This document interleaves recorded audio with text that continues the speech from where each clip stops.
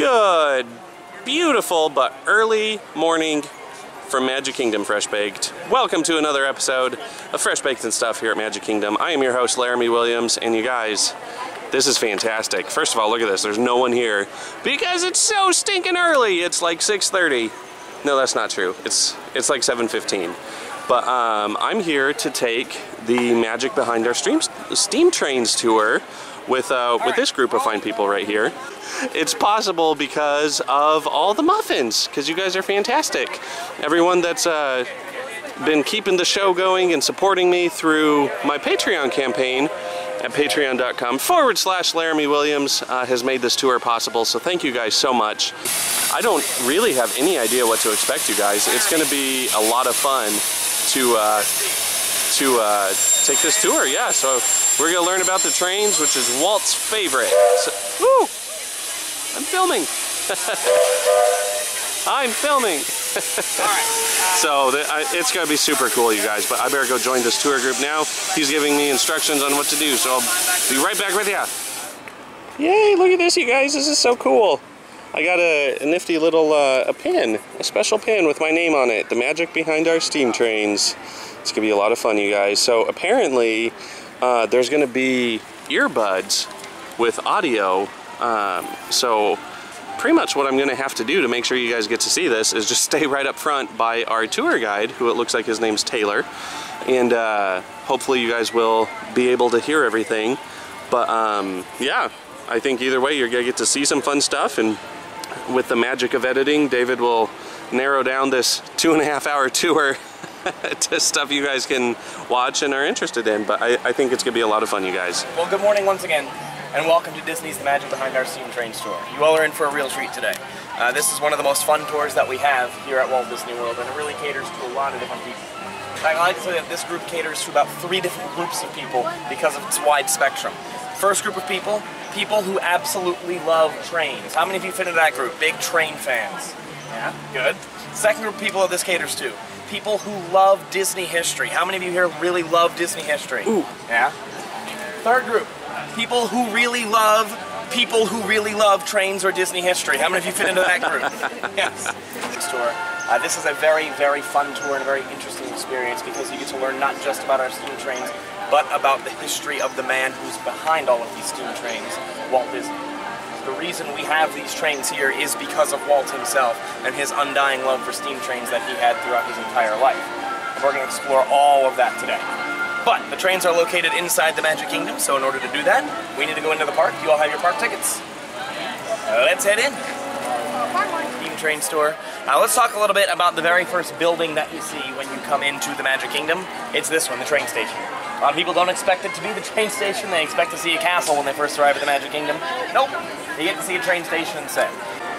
Now, as I mentioned earlier, the trains are inside the park, and right now we are not really inside the park. We need to get into the Magic Kingdom in order to see those trains. So follow me this way, and today, you all will be the very first guests of the day to enter the Magic Kingdom.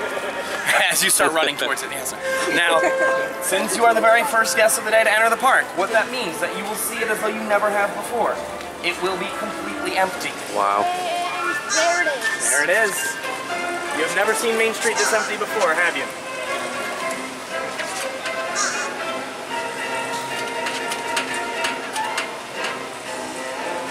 I think it's just the right spot to see it. So if you're standing right about here, you can go ahead and take a look up at the train station itself. Take a look. Oh, hey! Some of you see it right away. That's good. The light that's closest to us on the ceiling, as well as the 2 speakers closest to us on the ceiling as well. That's awesome. The 3 circles around those form a perfect picture. All right, the train has arrived. We are about to board the train. You all have got to do something really cool this morning. You got to come into the park before it opens for guests. We're going to do something else that's really cool as well. You are going to ride a Disney attraction before the park is open. They go out of teamwork to operate this train. You might think that it is the engineer and the fireman up on the front of the train that control everything. And while they do control the motion of the train, it is ultimately up to the conductor to tell them to go. The conductor is the boss of the train, even though he's all the way in the back. The way the conductor and the engineer and the fireman communicate is through a series of buzzers and through a series of whistles. There's a buzzer on the very back of the train that the conductor will be buzzing in a series of basically different patterns, whether they're long or short buzzers. That buzzer is going to sound in the cab of the train, and the buzzer will sound in there, enough so that the firemen and the engineer will be able to hear it, and they will respond using the whistle, usually with the same signal. Sometimes they might signal something different back if they see something that the conductor does not. But it's the constant communication back and forth between both ends of the train, between the conductor in the back and the engineer and the fireman up in the front. Good morning. How are you? How are you? Why would I get? Morning. Morning. Morning. Morning.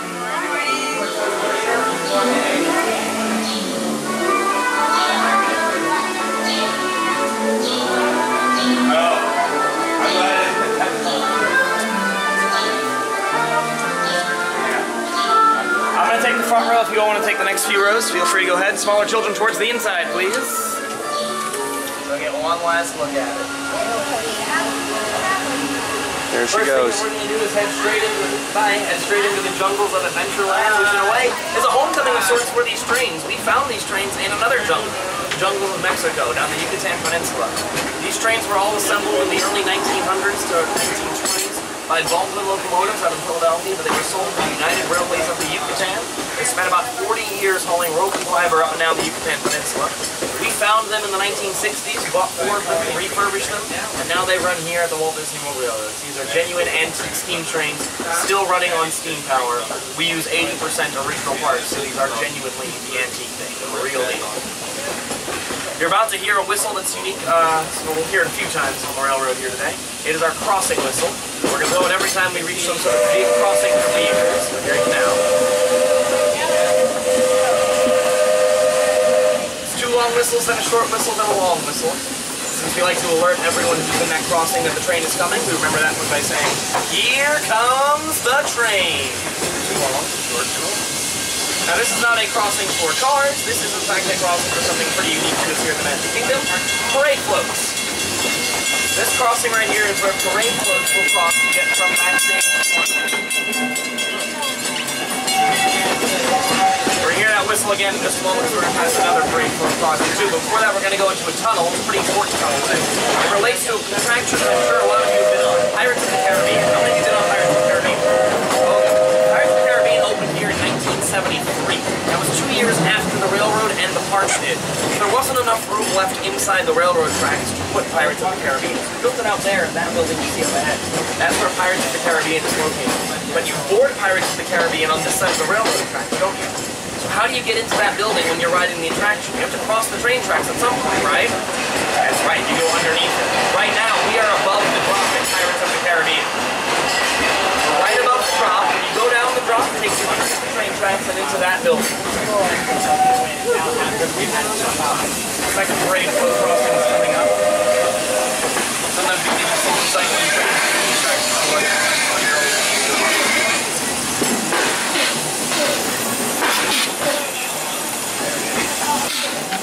Big Thunder Mountain Railroad isn't the only place we have a swing bridge here at the Magic Kingdom. The Walt Disney World Railroad has one as well. We are about to cross the swing bridge. It's one of the oldest pieces of our railroad. It comes from Henry Flagler's railroad that ran up and down East Coast of Florida. The fun thing about this swing bridge is that it still works. We can still rotate this bridge out of the way. Why do we do that? It's called the Liberty Bell Riverboat. Whenever we need to do any maintenance on the Liberty Bell Riverboat, we will rotate that bridge out of the way. We'll bring the Liberty Bell right through there with just inches of clearance on either side to get these right off. That yellow and green light that you see back there is the track switch. In just a moment, we will have a maintenance cast member come out and throw that track switch to take us back to the roundhouse facility, which means that not only do you get to come in the park before anyone else today, not only do you get to ride something here in the park before it opens today, but you're also about to do something else that's pretty cool. You're going to be riding the Walt Disney World Railroad backwards. Good morning. How's everybody today? Good. Now I do mention at this point we are entering the only photosensitive corridor of the tour. So from the moment we start moving backwards until the moment we get off the train at the roundhouse, no photographs or video of any kind. This train's going to back up to the proper staging location for us to be able to explore it a little bit later on today. But go ahead and take a look at the roundhouse. First thing you may notice about this roundhouse is it ain't round, right? Most usual traditional roundhouses are built round with a large turntable in them. The reason we would have a large turntable there is so that we can go ahead and rotate these trains and get them coupled up to whichever set of cars they need to be coupled up to. However, here, since we only have 4 locomotives and we knew we were only going to have 5 bays in the roundhouse, we don't need to build a round one. We also want a square roundhouse to store everything. In addition, we can also use it to serve as the monorail stop. We have facilities to service 10 of our 12 monorails up above the train roundhouse. 10 of them will stay inside there overnight. The other 2 will be parked out at the train station center overnight. We'll rotate those 2 out, but those 2 will stay out overnight, 2 nights in a row. There's a few fun features about our roundhouse as well. You'll notice when we get a little bit closer to it, there's a large vent in place that's located right above where the locomotive sits. So you'll notice the ventilation system up top, basically a large version of the vent that you would find up above your kitchen stove. Also down below, you'll see another fun feature, that is the pit. There's a pit below each one of these bays for maintenance staff members to go underneath and check every single car before they ever take it out in operation. You may notice these stop signs that you see on the ground here in the yard. Those stop signs are in place for the cast members who work on the railroad. For the morning check, the engineer will hold the car of these so these passenger cars were built for us. These are not original passenger cars, but they are pretty old. They were built about 45 years ago for us. In fact, that's a little longer ago than that. These are what we call Narragansett-style excursion cars.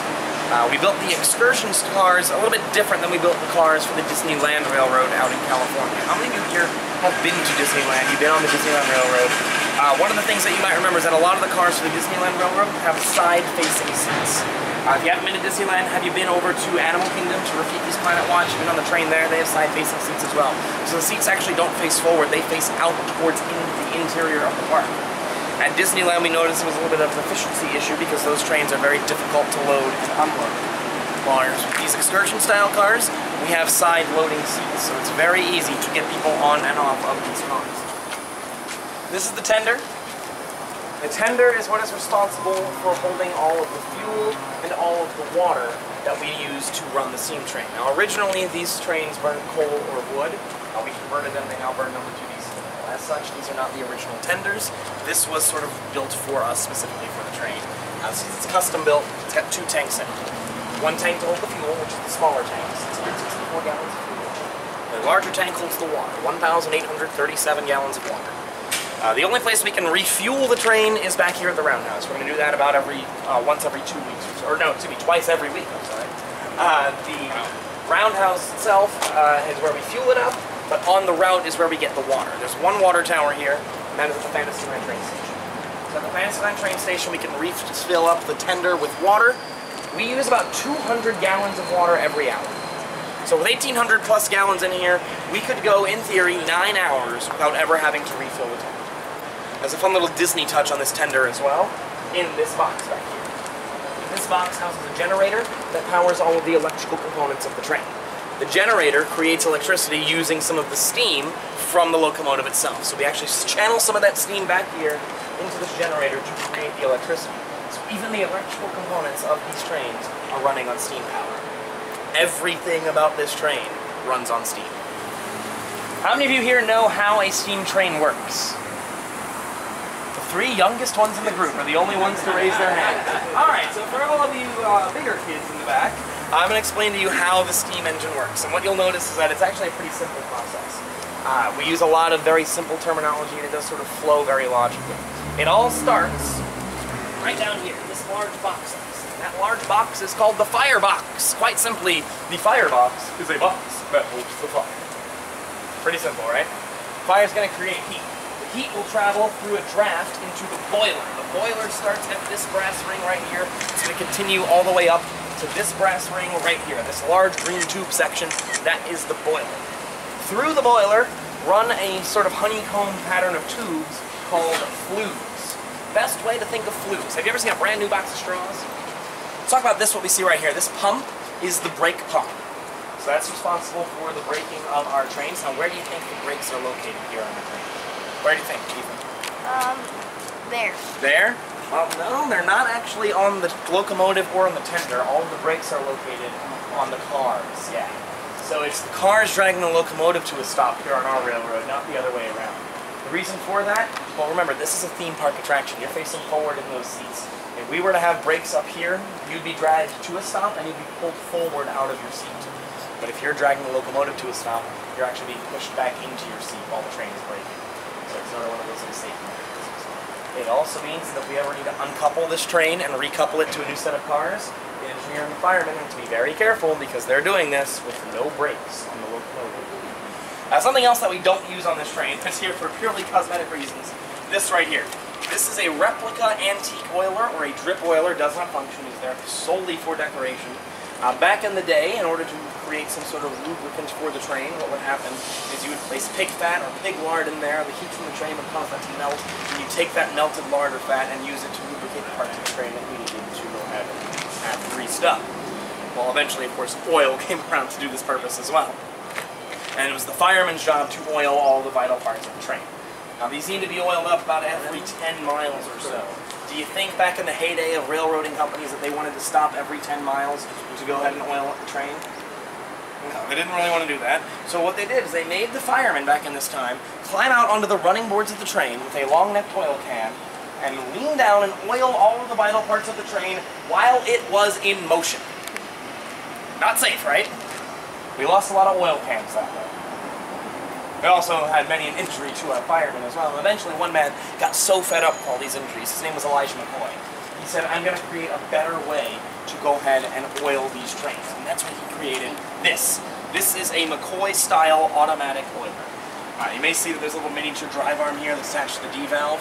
All we do is fill that up with oiler, and then while the train is moving, that drive arm is going to go ahead and pump and use the movement of the train to actually pump oil to all of the vital parts. So it will oil the train while it is moving to make sure that we never have to worry about having someone come out along the sides. Now, as I mentioned, this it was invented by a man named Elijah McCoy. His oiler was very, very successful. In fact, it was so successful that other people began creating their own sort of version of his oiler.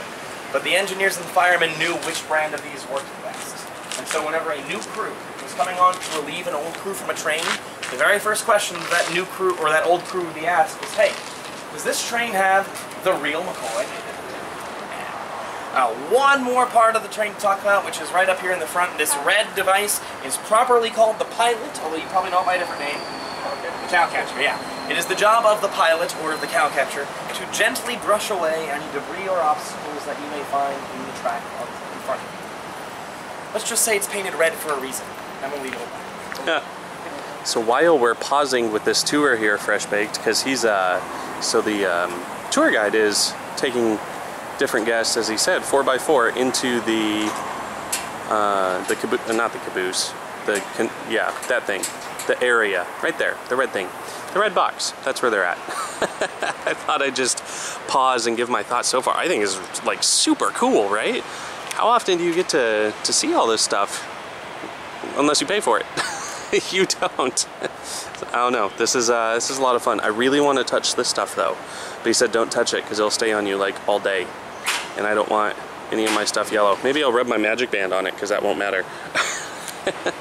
But this is cool, and he's like, he said we're allowed to film back here, all in the whole backstage area, which is really cool. Because this road that you see out here, that goes right by the Contemporary. And it goes right out there. He wouldn't, as you saw, let me film going backwards, but there wasn't really anything to see. We just rode the train backwards right up to here, and then he said we can turn on our cameras and stuff. But yeah, super informative. I'm having a lot of fun so far. But I think our turn is coming up here pretty quick. But I got some great pictures in front of this train right here. So if you haven't already, follow me on Twitter, follow me on Instagram. You'll see these pictures on here. But Instagram, Fresh Baked WDW, and Twitter at Laramie Williams. So yeah, I think we're gonna continue our little tour here. We'll continue our little tour. Anyone ever been up in one of these before? No. It is very hot up here, as you'll notice. And that's what it's like without a fire burning in here. Imagine if we had a fire burning in here. It's very hot up here. This may look a little bit overwhelming for you at first, but I'm going to go ahead and break it down for you very simply based on what each person uses who would sit up here. So we'll start with that seat over there. That's the fireman's seat. The chief job of the fireman is to build and maintain the fire. That happens down here inside the firebox. In order to light the fireman's going to take a ball of what we call waste. Basically, it's the inside of a mattress material. We're going to soak it in number 2 diesel oil, hold it in our hands, light it on fire, take that fireball, and throw it by hand into this firebox down here. You're going to see that happen later on today, too, so you'll be able to see that whole process. Once the fire's inside, that gives us a source of ignition. Now we need something to ignite, which is where the fuel comes in. That brass lever right there is the fuel lever. As you pull that lever towards me, fuel will flow from the tender into the firebox. The fireman's also going to use this valve right here. This valve is called the atomizer. The atomizer is going to act as a perfume spritzer. Think of it as kind of a mister. It's going to go ahead and break that fuel up into that fine mist, so it'll make it easier to light and easier to combust. So the fireman's going to use the fuel lever and the atomizer hand in hand to build and maintain the perfect fire. And then finally, the most fun part about being the fireman is that when you pull into the train station, you get to pull on that rope right there that's connected to the bell outside, so you get to ring the bell as you pull into the station, but only if the train is accepting guests. The real fun is in this seat right here. This is where the engineer sits. The chief tool of the engineer is this handle right here. This is the throttle. The more you pull the throttle towards me, the train goes. And of course, the more you do it, the faster it'll go. There's the speedometer. It goes all the way up to 20 miles an hour, although we don't like to go above 10 or so. So that's a nice little temptation for us up here to have a speedometer that goes all the way to 20. On the other side, you can see the buzz box. That buzz box is connected to the buzzer in the back for the conductor, so whenever the conductor buzzes, the red light will illuminate and you'll hear the buzzer sound here in the cab. Walter has the best buzzer because it's an old Volkswagen horn. And then finally, the most fun part about being an engineer, and I can safely say this, having done it myself several times, this handle right here. It's the whistle. Pull down on this handle and the whistle blows, and it is the most fun part about operating the trains here. When you were talking about the monorails and the side wheels and what's propelling it, what's on the top side? There's wheels as well. Now, is that propelling or is that just support? Both. So what's on top? It's wheels. Wheels on top. Yeah. Do they go round and round?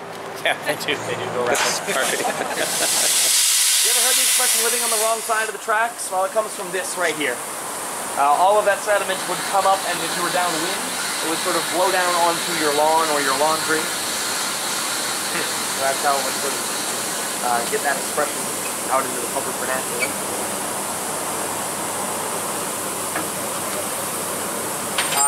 The whistle will be blown, but not yet. Instead, we're going to light the train first. Get your cameras ready, everyone. This is your Kodak moment, or your Nikon moment today. Nikon, get your photographer moment. Take a look. There it is, the Statue of Liberty. Take that ball, throw it into the firebox. Begin lighting this train, and trust me, you will be able to hear it when this train comes alive. You may be able to see some of the fire burning in the firebox down below when the fuel catches. Creating brass right now. There it is. Awesome. With that, this train is coming alive. We intentionally pop the train off each and every day here in the yard in order to make sure that we know at which pressure point we will manifest each and every day. That can be different based on the weather and the atmospheric conditions. So we will intentionally do it here in the yard every day. We're going to write down that pressure point on the train's paperwork every day so that every crew that comes on the train will know what that point is, and hopefully it'll never happen in the park. We don't like to pop off inside the park because it's very loud and it distracts from the show in the park. In addition, it can also cause attraction downtimes. For example, one time the train popped off from the Frontierland train station, which is very close to Splash Mountain and Big Thunder Mountain Railroad. Coordinators working at those attractions heard the pop-off. They didn't know what it was and assumed the sound was coming from their attraction, so they shut down both of their attractions for an unusual noise. The train station that we're in right now is the Fantasyland train station. It's also the newest station here at Walt Disney World. The origins of the Fantasyland station go all the way back to 1988 to something called Mickey's Birthday Land. It eventually became Mickey's Starland and then Mickey's Toontown Fair before finally getting a full refurbishment in 2012 to become this, the Fantasyland station. This area, Storybook Circus, as part of Fantasyland, was designed by an Imagineer who you may have heard of. His name is John Lasseter. Not only is he an Imagineer, he's also an executive in charge of Pixar. He also happens to really love steam trains, particularly the steam trains here at the Walt Disney World Railroad. What he realized when he was building this area is that there was nowhere in the park where you could have your picture in front of the steam train. It was always you on the side of the steam train. So that's when he insisted that this area right here be built. This is called Lassiter Point. Lassiter Point is the only place there at Walt Disney World where you can stand right there at the end where you see those train tracks on, and you can stand and get your picture in front of the train while the train is in the park. The only place you can do that. The other place that you would be able to do that is on this tour, out of the yard, but that's not really in the park. Is this we're gonna hear? This crossing whistle is not for parade floats or for cars, instead it's for pedestrians. It is for the cast members who work inside Space Mountain. Space Mountain is the only attraction at the Magic Kingdom that is built in its entirety outside of the Magic Kingdom's perimeter. It is entirely located outside the railroad tracks. You, however, enter the building on this side of the railroad track, and you go underneath them in the queue. That long dip in the queue, and then you go right back up. We're above that dip right now. The dip exists to get you underneath the train track and into Space Mountain. Here we are at Main Street, USA. Good morning. We're all down here. Welcome back to Main Street, USA. Looks a little bit different than the last time we were here, right? Pretty crowded. Main Street, USA is supposed to represent a very specific time and place. That time and place is the turn of the century in a small town in the middle of America, 1901, if you're ever trying to represent.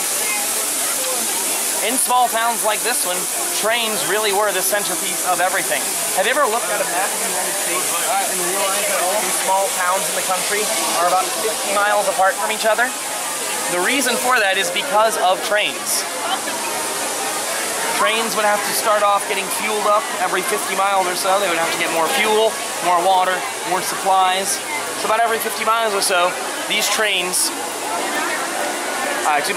would sort of have to stop, and these small towns sort of sprung up in order to service the trains. Therefore, the central building in these towns was a train station, just like this one. It was in a small town just like this one in the early 1900s that a little boy went to a train station similar to this one and fell in love with these trains. In fact, he loved them so much that really in everything he did throughout his career, trains ended up having some sort of role. And he did a lot of different things over the course of his lifetime, but he always seemed to come back to trains. That little boy, as I'm sure you guessed, is Walt Disney. In case you forgot what the Roger E. Brogy looks like, here it is. This is, as we pointed out, who was it that pointed out the wheel classification back at the Roundhouse? Who pointed out it was a 460? Was you? Yeah, it's a 460, right? Using the white classification system, this train is what we call a 460 or a 10-wheeler style train, because it's got 4 pilot wheels up in the front. The job of the pilot wheels is to keep the train on the track. It also helps to steer into curves a lot easier. 4 of those pilot wheels, 6 drive wheels, which are the big wheels that are responsible for actually driving the train and pushing it forward, and then 0 trailing wheels. Trailing wheels would exist underneath the main cab. They exist to support the weight of the cab, and they're usually found on a lot larger trains. You're never going to see the trailing wheels here at the Walt Disney World Railroad. None of our locomotives have them. This is what we call a 10-wheeler style train, 460, built as we know in May of 1925, and it is named after this man, Roger E. Brogy. When it came time to build the Disneyland Railroad, Walt turned to Roger to help create the first 2 locomotives for Disneyland. And that's exactly what Roger did. He built 5/8 scale, narrow gauge locomotives, 2 of them, for Disneyland, at the grand total of $40,000 each. So $80,000 in the 1950s to build 2 narrow gauge locomotives. So here's the story of Walt Disney. Let's go ahead and show you where our trains were built. This is the Baldwin Locomotive Works out in Florida. So this is what it looks like back when our steam trains were built. This is what it looks like today. It's an empty field with a sign on it that says, "Trains used to be built here." But this picture here does give you a really good view inside the smoke box on the train. So remember earlier we talked about that honeycomb style pattern? You can see that here. Those are the flues. That smoke box just doesn't have this cover on it yet. So you can see the flues that go through the boiler. Also gives you some idea of the size of the steam train. Take a look. This is a boiler. That's a peak. So you can see just how big these steam trains were. Massive. Anyway, what did they look like when we bought them? You probably saw. Yeah, look just a little bit. There you go. You good? You good? There we go. This is what they looked like when we bought them. This is our number 1, the Walter E. Disney. Number 2, the Lily Bell. Number 3, the Roger E. Brogy. We played with this one today. And number 4, the Roy O. Disney. So these are what they looked like when we bought them. Shows you just how much work George Britain had to do, as well as Roger Brody, to go ahead and take these trains and convert them into the trains that we know today here in the parks. But they're still using 80% original parts, which is just that was animated by Ward Kimball. And Ward also really loved trains. Walt said that's a perfect idea. He called up Ward, he didn't even give Ward a choice. He said, Ward, pack your bags, in 2 days we're leaving for Chicago. So the two of them do leave, and they travel to the 1948 Chicago Railroad Fair. This railroad fair was set up right along the shore of Lake Michigan. They had a huge stage. You can see these flats set up here as well, right along the shore, so you actually see Lake Michigan in the back. They had historic trains there for people to go ahead and explore and play with. One of Walt's favorite things to see was a train called the Old Nashville. Anyone ever heard of the Old Nashville before? The Old Nashville is the steam train that pulled President Abraham Lincoln's funeral procession across the country. Abraham Lincoln was Walt's favorite president. Walt was born in Chicago, right? So Abraham Lincoln was his favorite president. Steam train is one of the things that he loves the most. So he gets to combine his passion for two things: steam trains, and they're going to go up to see this Henry Ford Museum, which he's called Greenfield Village. He's arranged these buildings into a village pattern. Running down the middle of this village is a main street of sorts with period-specific transportation taking guests up and down this main street. Near the back, there was a man-made island that was surrounded by a man-made river. If you wanted to, you could traverse that river in a steamboat, and surrounding the entirety of Greenfield Village was a real working steam train. Does this sound familiar to anyone yet? Yeah. This idea sort of nestled its way into Walt's mind, and it never really left. When he was designing Disneyland many years later, it's hard to imagine he didn't think of the Henry Ford Museum. But anyway, after their visit to the Railroad Fair and the trains at the Henry Ford Museum, Walt has a big re-love of trains in his life, right? He's got that passion going again for trains. Ward sort of tells Walt at this point, you know, Walt, I also love trains a lot. In fact, Ward had his own railroad. Start building me a 1/8 scale steam train. Not 1/12, 1/8. The reason Walt wanted 1/8 scale was because he felt 1/12 scale was too small. All of the valves and levers coming out of the cab looked too big on a 1/12 scale steam engine. His was going to be 1/8 so that everything looked proper. And that's exactly what they did. They built the train at 1/8 scale, and on December 24th of 1949, Lilybell was complete. That Christmas Eve night, this photograph was taken inside Soundstage 2 at the Walt Disney Studios. This soundstage, incidentally, is later where Mary Poppins would be filmed. It's now known as the Julie Andrews soundstage. But it was in this soundstage that Lilybell was steamed up for the very first time, and just look at the glee on Walt's face as he gets to blow the whistle on his train for the very first time. If you want to see just how incredibly detailed the Lilybell was, here is her cab. The roof was built on hinges, so it opened up to give the operator a little bit easier control. Take a look. Everything that we see here inside the miniature cab, we saw a full-size version of today. And construction began on Walt's Backyard Railroad at Carolwood Drive in the late 1940s, early 1950s. Here is that tunnel that was going to go underneath the flower bed. And here you can see the view from Lillian's picture window looking out at the flower bed. Train's not visible at all, as if you'd never know there was a train going underneath there if you didn't actually know. This is the tunnel, though. You may notice the tunnel has a little bit of an S-curve to it, an S-bend in it. That was a really late addition to the process. Originally, it was going to be straight tunnel. At the very last moment, Walt said, hey, let's put an S-curve in. He realized that if you had an S-curve in it, you would not be able to see the light at the other end. So for a brief moment, you would be plunged into complete and total darkness.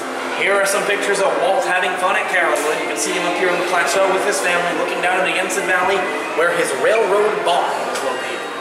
The railroad barn was really one of Walt's favorite places. It housed all of his railroad memorabilia.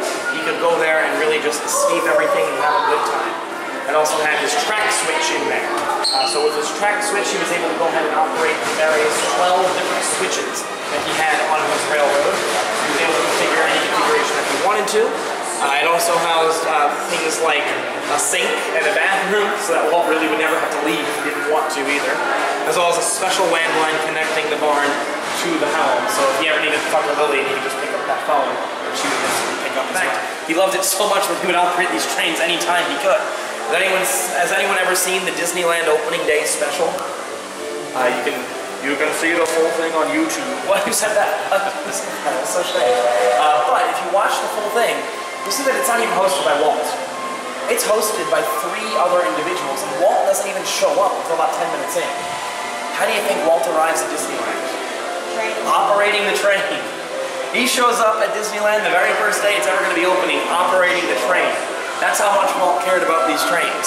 As he mentioned, he oversaw the creation of the Disneyland Railroad with the first 2 engines, the CK Holiday and the EP Ripley. Before we go, there's one last picture I want to show you. It is, hands down, my favorite picture on the entire tour. Here is Walt Disney standing in front of the Lily Bell. That's not our Lily Bell, though. That is Walt's Lily Bell, the small 1/8 scale train. This is Photoshop before Photoshop. This photograph was done as sort of a gift to Walt by his Imagineers, people responsible for building everything in the parks, because they knew how much this train meant to Walt. This photograph of Walt was taken by Roger Brody at a ski party. The Imagineers then took this train, Walt's train, put it in the same lighting conditions as Walt was in that photograph, and used an extreme close-up lens to take a photograph of Walt's Lily Bell. They then scaled the 2 photographs and put them together in such a way that if Walt's train were a full-size steam train, this is what Walt would look like standing in front of it. A few things to note about this photograph. Number 1, the incredible detail that Walt and Roger put into the Lily Bell. Things like the rivets here on the smoke box and on the stack. Remember, this is a 1/8 scale train. It's only about this big. Look at the detail on the headlamp, on that nature painting on the side of the headlamp. Incredible detail work there. Yeah. Yeah. Walt's smiling. I promise he's smiling. And that is actually the last thing I want to point out to you. The most important thing about this photograph is Walt himself. Take a look at that smile that Walt has on his face.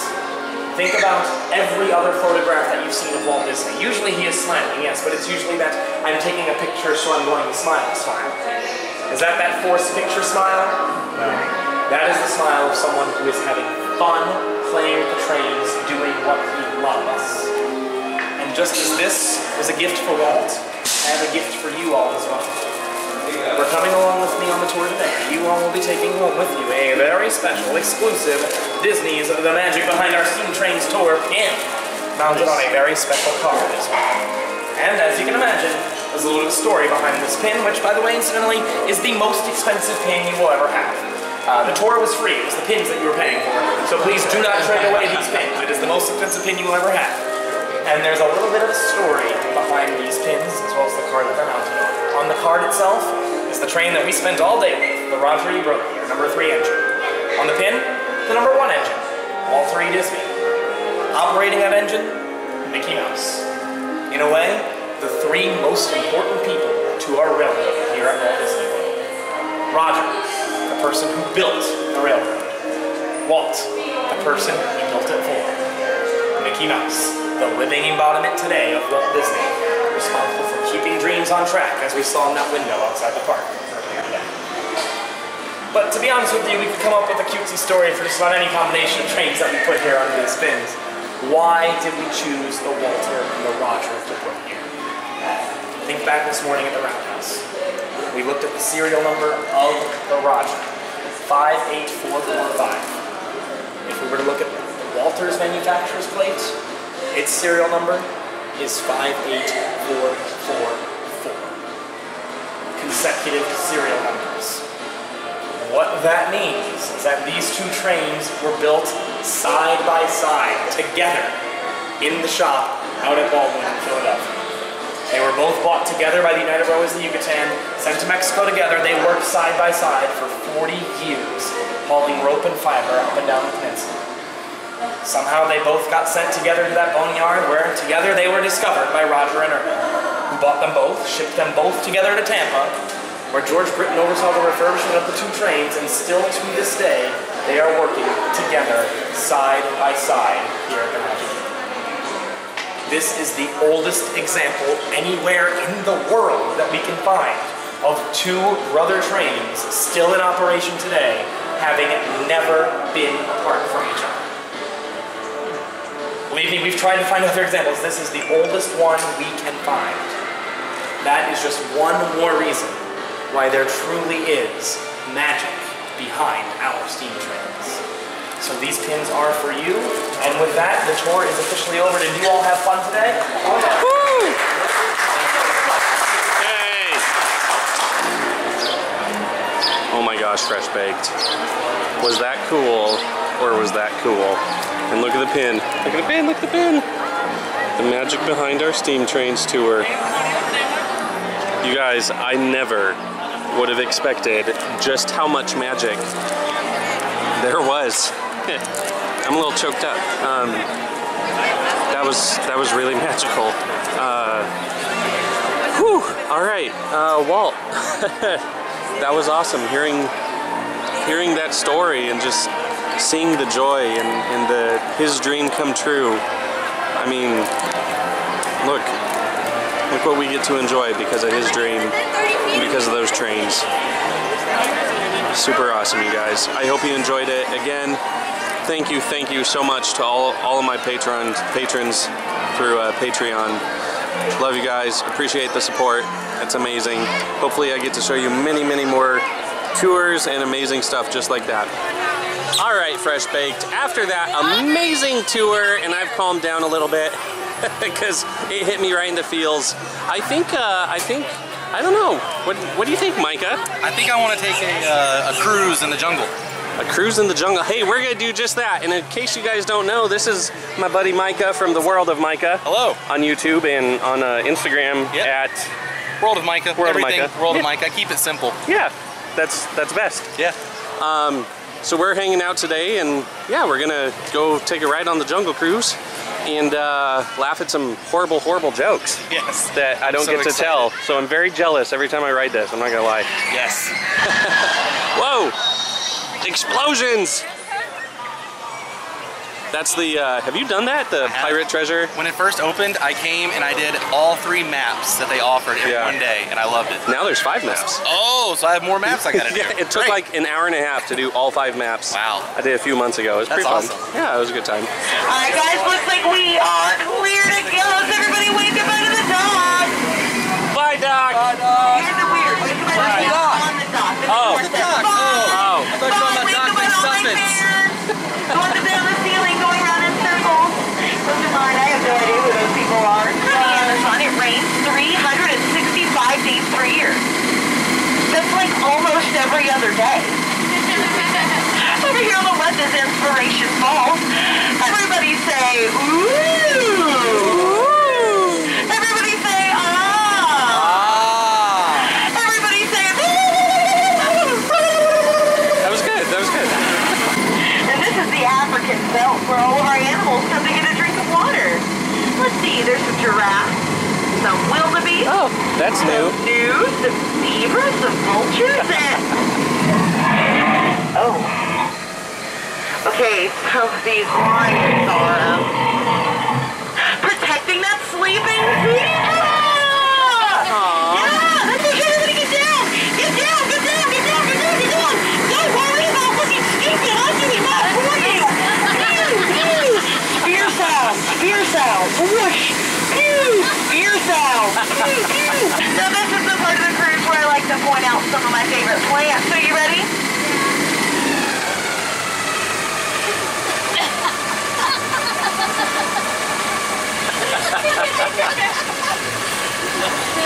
Okay. Now guys, if you've enjoyed your time today here at the world famous Jungle Cruise, my name is Skipper Melody. If you haven't enjoyed your time, names really aren't that important, are they? Okay, I thought she was awesome. Yeah, she was great. And that's the thing. Like, I don't know why, but the part that made me laugh the most was with when she was pointing out her favorite planes. Yeah. Like, she sold it with the... Yep. With like the points. Dead stare and pointed. That was so awesome. That was a lot of fun. She did good. Yeah. Melody. Melody, you did good. Melody, yeah. Good job, Melody. Now what? No. What do you guys want to do? It's getting a little hot. Maybe Splash Mountain. I know I have a 12 o'clock fast pass. Ooh, fast pass. I think we just might have to do that. I don't know. Are you hungry? I am getting hungry. We're peckish here, Fresh Bake. Maybe we'll find some food and then hit some Splash Mountain. I don't know. We'll just let the Disney winds guide. an entire world of Micah and fresh baked. Look, fresh baked. That's gonna be us. That's gonna be us. Micah, it's so hot. It is hot. So hot. It is hot. I need some chlorine on me. Oh my gosh, yes, some chlorine. I need chlorine in my mouth before lunch. Yeah, so we're gonna do this before we eat. Did you hear something? No, I didn't hear anything. It sounded like screams or something. Oh, no. Okay. This isn't scary, is it? No, not at all. There's cute bunnies and a bear. Oh, good. And all kinds of singing animals and frogs and. Oh, yeah. Yeah, this sounds like a nice, relaxing journey on a riverboat. That's what it kind of looks like. It's exactly like the Jungle Cruise.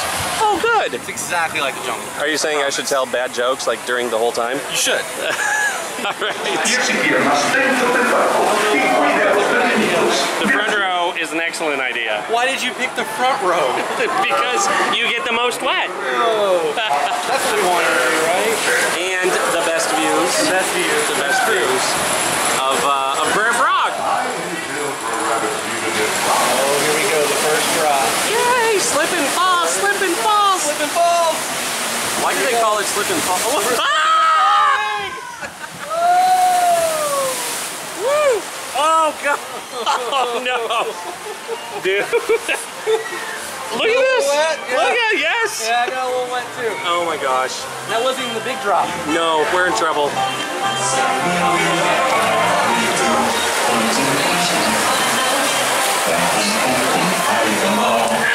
I gotta do my token joke here.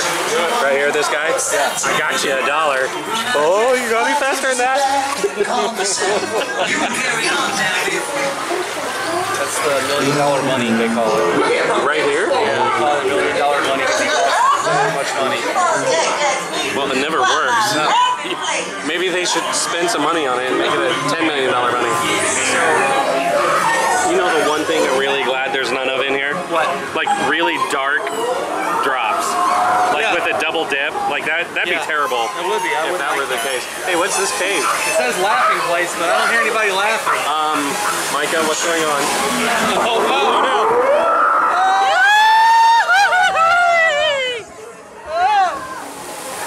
That wasn't funny at all! Gross.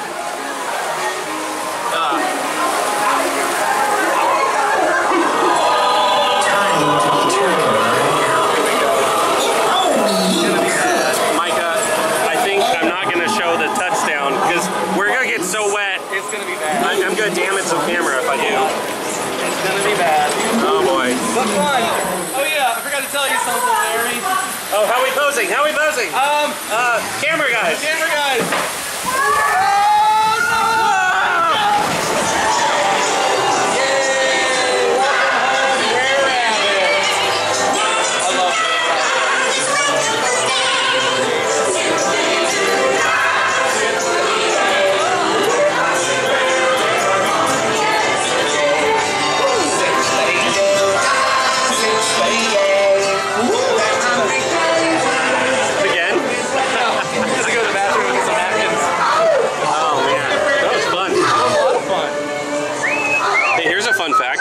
Do you know whose voice Brer Rabbit is? I don't. Jess Harnell, who is Wacko from Animaniacs. I can hear it now. Yep.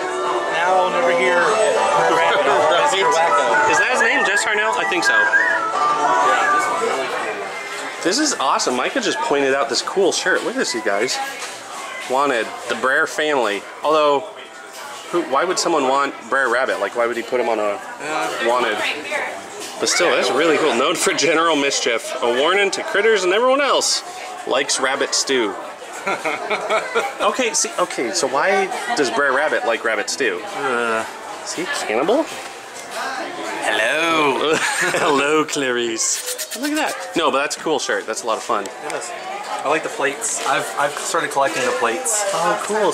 Everything is satisfactual, except that last drop. That was very, yeah, we don't have like, oh, there's a little dry spot, but that is Micah's dry spot right there. That's it. These are fun. These are some good old shirts. This is fun. I like this ride. It reminds me, do you remember when it opened? Yeah. Ernest today is actually Jim Varney's birthday. It is? And Disneyland Oh, thank you. Thank you. What's she like? My tattoos. What are your tattoos? Yeah. I have tattoos. I have a Jaws tattoo. Ah. I have an anchor for my grandfather, and I have a Mickey. Oh, nice. Hit a Mickey. Little Mickey, yeah. But back when Splash Mountain first opened at Disneyland, Jim Varney was the first person to ever ride. Jim Varney was Ernest, and today's actually his birthday, so I'm glad we rode that. But more important than Ernest, he was Slinky Dog. What? Jim Varney was Slinky Dog. He was Slinky Dog. Yeah. He was Slinky Dog. I had no idea. He was the first at Disneyland? Yeah. Wow, There's a that's whole cool. thing on YouTube. You can watch the whole thing. They had like a fake news edition of like the first man brave enough to ride Splash Mountain. Oh, that's funny. It's great. Have you seen that like horrible dance routine music video outside? It's so late 80s. Like, let me just say, those have special places in my heart. Yes. I wish we still did that. Yeah. One of my favorites, there's a, I don't know who he was. I can't remember. He was like a young guy with blonde wavy hair. Almost, it might have even been red wavy hair. I don't know who's waving at me. I don't know either. But I wonder if they're muffins. They might be. But he interviewed Thurl Ravenscroft. Oh, wow. And it's like old stuff like that is like amazing. I love those old videos because it built excitement for the parks. And as a little kid, you're watching this, you're like, I want to go to Disneyland. Yep. But yeah, I remember when Splash Mountain opened out there, and like, I don't think I rode it for years because I was always too scared of it. Yeah. You know, I didn't even ride Space Mountain until I was 18. Me too. Really? Surprisingly, not because I was scared. It's just like the gap between when I visited. So I was afraid. Yeah. Well, I was when I was a kid. Like when I go with my brother, I remember watching him go up the old escalator. Yeah. Or like the moving ramp, whatever it was. And I was like, nope, I'm happy out here. Yeah. Nah. Hey, I'm hungry. I'm hungry too. We're gonna go figure out some food. I think officially. Food. Maybe we'll steal that lady's rice cakes. I don't know. Look at this! Look! Grace! It's your bear. It's Liver Lips. Good to see ya. Hi. Yay! Yeah, I think you just gave the camera a kiss, Fresh Baked. Oh, that was cool. Yeah, he. Al. Where? Straight ahead, Big Al. There he is. Gotta love Big Al. We gotta go see Al. Yeah. I'm not gonna lie, and I mean this, Country Bear Jamboree is kind of growing on me. Oh, I love it. Mainly because it's like so bad. You're becoming a Floridian, my friend. Well, hey, I went to the original. Yeah. How about them apples? Yeah. But I don't remember it. I didn't remember it till I came out here. Look. What's it? So that's Al? Al, yes. Blood on the saddle. Blood all around. Yes, Big Al. How are you, buddy? Good to see you. Yay. Love your show. It's amazing. It's amazing. Al Jamboree. Yes. Yeah. Yes. See ya. Bye. That was the greatest Big Al shot I've ever gotten. That was so cool. How about we get a corn dog? Yes! Yay! Corn dogs are amazing. Yeah, I might be addicted to the corn dogs. It's okay, man. They're so good. Yeah. And hopefully, I mean, today will be the second time I've had a corn dog here. Yeah. So I hope the consistency is the same. I just hope it's consistent. Yeah. Consistently consistent. Consistently consistent. Yay, look what I found. It's a corn dog. And I'm totally doing this this shot a la Dave. Remember when Dave would always like bring his tray of food to where he was eating? So yeah, now I just gotta find a table with Micah over there. Micah, what do you think? How's this? This is fine. All right, we got ourselves a spot. Fresh Baked, I'm very excited. This is so good. Set you down here. Pick up the camera here. Bam. And Micah, just to be a little different, got the exact same thing. I did. I got mustard. Oh, I didn't get ketchup. I need ketchup. I'm gonna go get ketchup, and then I'm gonna eat the heck out of this corn dog. Well, Fresh Baked, that was delicious. What do you think? Was the corn dog the exact same as Disneyland? Yeah, I thought it was pretty good. Darn close, right? Yeah, like I was immediately back in good old Orange County, California. Yes, Orange indeed. County, Florida. Right. Right. Right. Forget that I've lived in 2 orange counties now. That's fun. That's fun. Well, you guys, I think that's going to do it for me here at Magic Kingdom. Micah, it's been fun hanging out with you, man. It's a blast, as always. Yeah. So, guys, definitely check out his channel.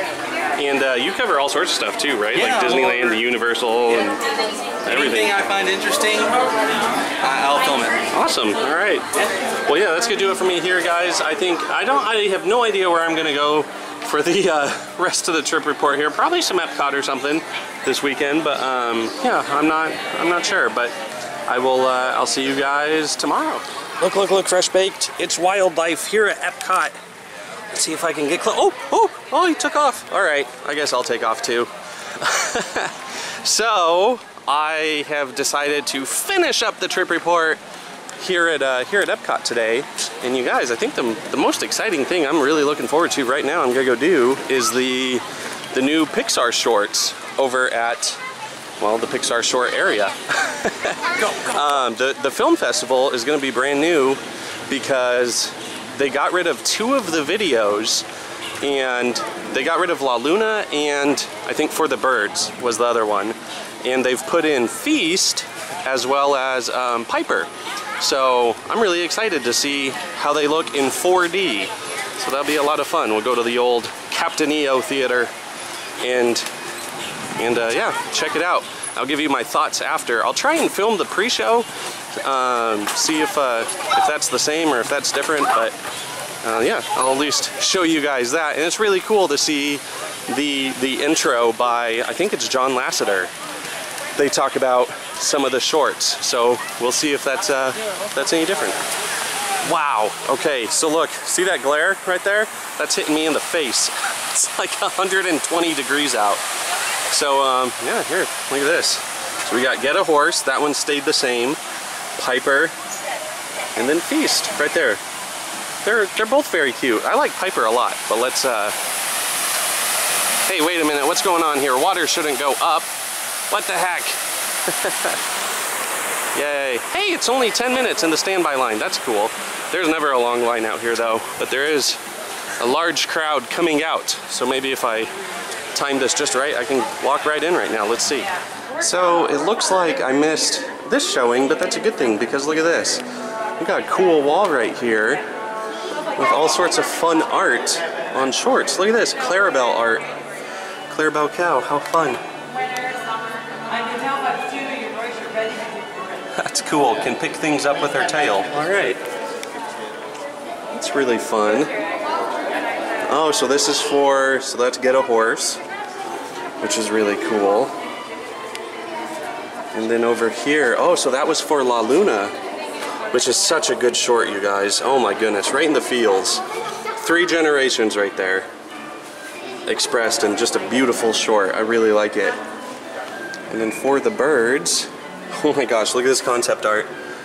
While he was definitely awkward and weird, he was not that awkward and weird. That's really funny. Oh, look at the little naked bird. He's naked as a jaybird? I don't know. La Luna, more La Luna. This is so cool. How have I never noticed this? You know what I like about filming? Is when I'm filming, I'm trying to look at cool stuff to show you guys for the first time that you haven't seen before, and that always helps me see stuff that I've never seen before. So this is really neat. More La Luna, more For the Birds. Concept art. Oh, it's so fun. Hi guys. Oh wait, there you go. Hello. More little naked birds. Oh, that's the cable that they all sit on, I'll bet. More La Luna art. Oh, that's so cool. Awesome. Wow, look at that wall. There's nothing there. All right. And now we got a little bit of a line to go in here, so I guess I'm just gonna hang out, and then as soon as they let us in, I'll show you guys the pre-show. So I don't know if this is the new pre-show or not, you guys, but there is so you see a picture of the short, and it's kind of just going through the history of Disney shorts in the year they came out. So Winnie Pooh and the Blustery Day, you know, it's showing that. 1968 Academy Award winner. I think I had an old, like a toy that showed that Winnie the Pooh short. It's really cool. But then It's Tough to Be a Bird. That's funny. But yeah, the old pre-show in this room here was with like John Lasseter explaining, you know, how Pixar came up with ideas and things like that. I don't know. We'll see if it's the same or not. Mickey Mouse came into our life.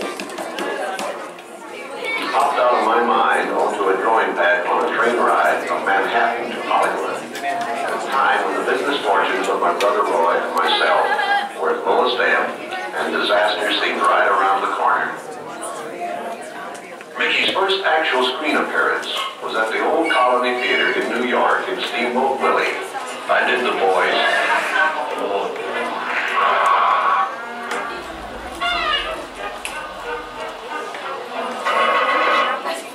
Mickey was the first cartoon character to stress personality. I thought of him from the first as a distinct individual, not just a cartoon type or symbol going through comedy routines. Mickey was simply a little personality assigned to the purposes of laughter.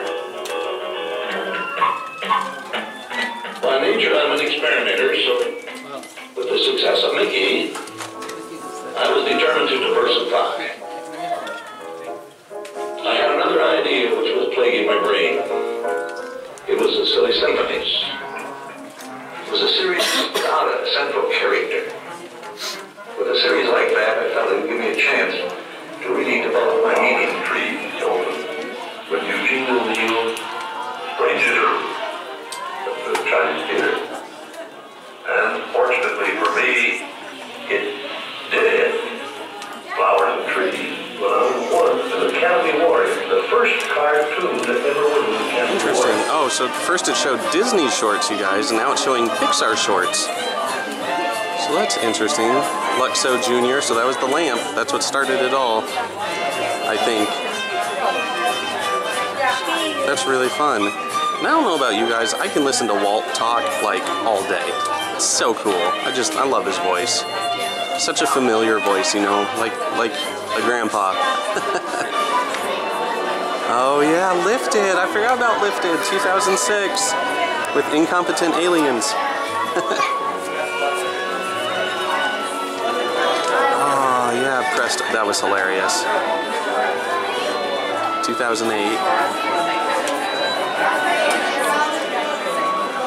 Partly cloudy. Yeah, 2009.